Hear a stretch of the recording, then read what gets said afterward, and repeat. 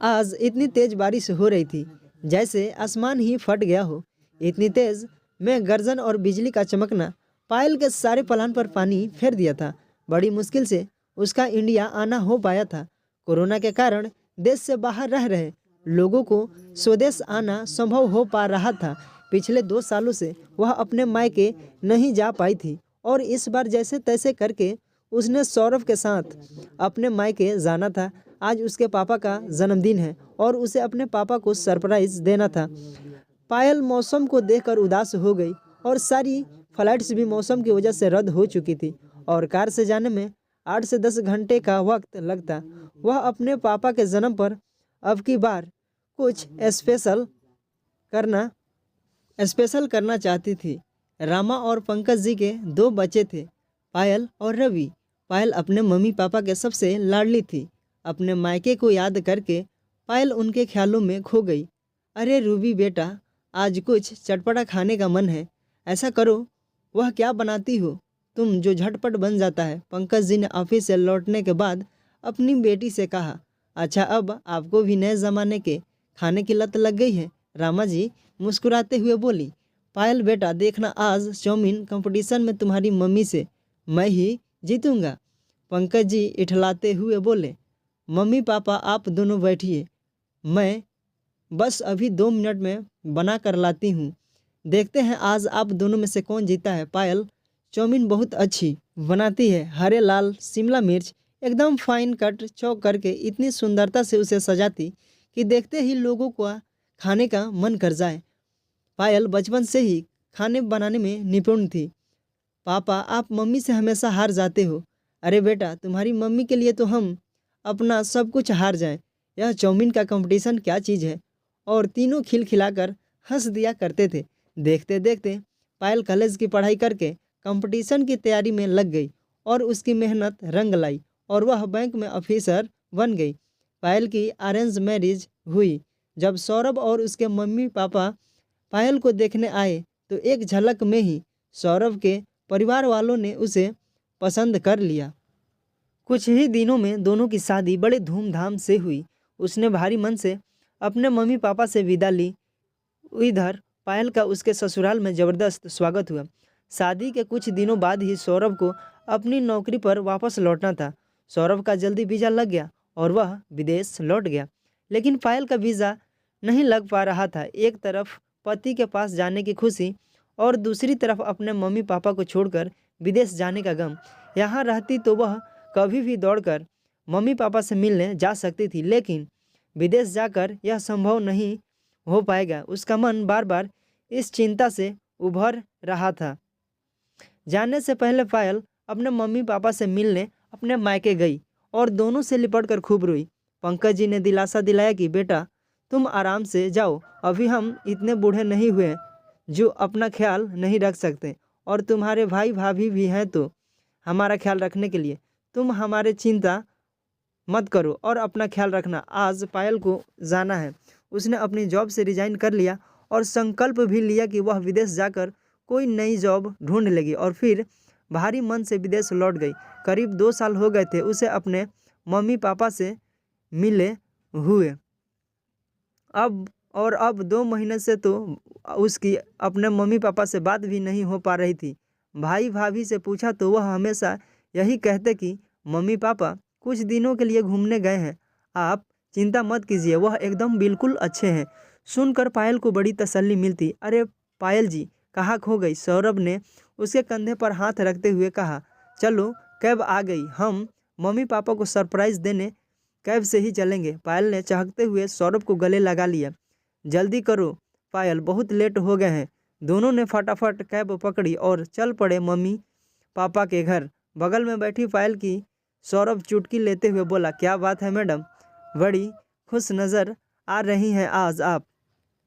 पायल सौरभ के कंधे पर सिर रखते हुए बोली। सौरभ आप बहुत अच्छे हैं जो मेरे मम्मी पापा का इतना ख्याल रखते हैं।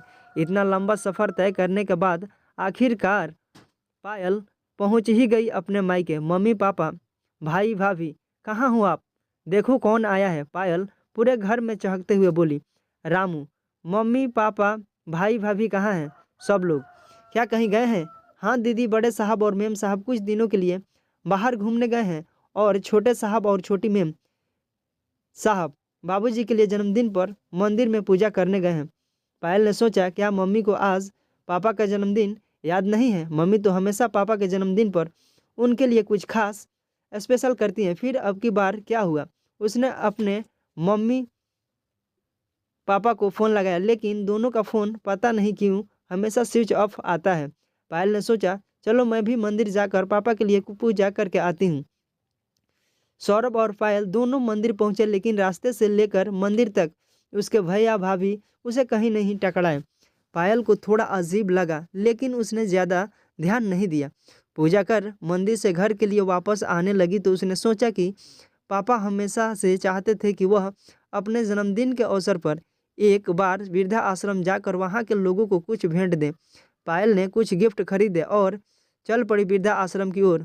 पायल मन ही मन में बहुत खुश थी, लेकिन दूसरी तरफ थोड़ी उदास थी, क्योंकि अगर पापा खुद अपने हाथ से ये भेंट देते तो उन्हें और ज़्यादा खुशी मिलती। सौरभ और पायल ने वहाँ के लोगों को पंकज जी के नाम से तोहफे मिठाइयाँ बांटी। लोगों ने पायल के पापा और उसको ढेरों आशीर्वाद दिया। पायल और सौरभ जैसे ही वृद्धा आश्रम से आने लगे तो कुछ ही दूरी पर उसे अपने मम्मी पापा की झलक पड़ी। सौरभ, ज़रा गाड़ी पीछे लो, मुझे अभी ऐसा लगा जैसे मम्मी पापा रोड के किनारे बैठे दिखे। सौरभ ने जैसे ही गाड़ी पीछे करी, अपने मम्मी पापा को ऐसी हालत में देख पायल के आंखों में आंसू आ गए। पायल के मम्मी पापा मत मैले कपड़ों में सड़क के किनारे बैठे थे और लोगों से खाने के लिए कुछ पैसे मांग रहे थे। पायल ने दौड़कर अपने मम्मी पापा को गले लगा लिया और जोर जोर से रोने लगी। पंकज जी को समझ ही नहीं आ रहा था कि यह कौन है। पापा पापा, यह क्या हो गया? आप यहाँ कैसे? रामू तो बता रहा था कि भैया भाभी ने आप दोनों को कुछ दिनों के लिए बाहर घूमने भेजा था, फिर आप दोनों की यह हालत कैसे हुई? पायल के मम्मी पापा पायल के गले से लिपट कर जोर जोर से रोने लगे। मम्मी पापा, कुछ तो बताइए, मेरा दिल बैठा जा रहा है। रीना जी सुबकते हुए बोली, बेटा तुम्हारी शादी के कुछ दिन बाद ही तुम्हारे भाई भाभी ने हमारे साथ बहुत बुरा व्यवहार किया। बेटा, तेरे पापा के रिटायरमेंट के बाद तेरी भाभी हमें हर चीज़ के लिए खड़ी खोटी सुनाती। धीरे धीरे तेरा भाई भी उसकी बातों में आने लगा और वह भी हमें ही कोसने लगा। तेरी भाभी पापा और मुझसे घर का पूरे दिन काम करवाती और खुद सारा दिन सहेलियों के साथ अपने किटी पार्टी में लगी रहती। इतना काम करने के बावजूद भी वह हम दोनों को बासी खाना देती। कभी कभार ताज़ा खाना हम छुपते छुपाते ले लेते तो हाथ से छीन लेती थी। ठंड में काम और बासी खाना खाकर तेरे पापा की तबीयत खराब हो गई। मैंने तेरे भाई से दवा के लिए पैसे मांगे, लेकिन बेटे ने दन दनाते हुए कहा, माँ आपको दिखाई नहीं देता क्या मुझ पर कितना कर्ज है? बुढ़ापे में छोटी मोटी बीमारियां तो लगी रहती हैं, क्यों आप मुझे और खुद को परेशान कर रही हैं? जाइए यहाँ से, मेरे पास फालतू के पैसे नहीं हैं। इतना ही नहीं, तेरे बाबूजी को कोरोना हो गया तो बेटे बहू ने हम दोनों को धक्के मारकर घर से निकाल दिया।